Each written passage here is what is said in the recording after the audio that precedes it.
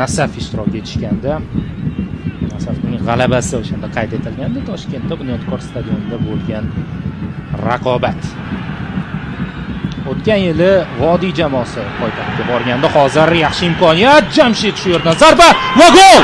Hisob ochilyapti. Darvozabondan qaytgan to'pni to'rga joylab qo'yapti. Ismoilov bu yerda. Ajoyib harakatlar bilan Pereira. Tayyor turgan ekan. Va doimgidek Jamshid boshladi. Aynan. Eng xavfli futbolchi maydondagi olmaydigan nuqtadan to'pni ketdi darvozaga. Buni Nazarov ham kutmagandi. Mana takroriy lavhani ko'rishimiz mumkin. Jamshid bu tomondan boshladi, keyin bu tomonga qaylishdi. Shu joyda qattiq deb yuborishdi. Jamshid esa chap oyog'i bilan to'pni qiziq tomoni, agar Nazarov to'pga tegmasa, umuman darvozaga aniq bormas ekan ham.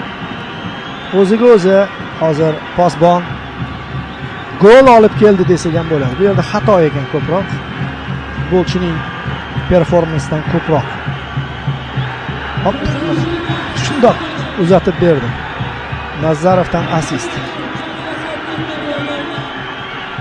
Xo'sh, 4-o'yin ham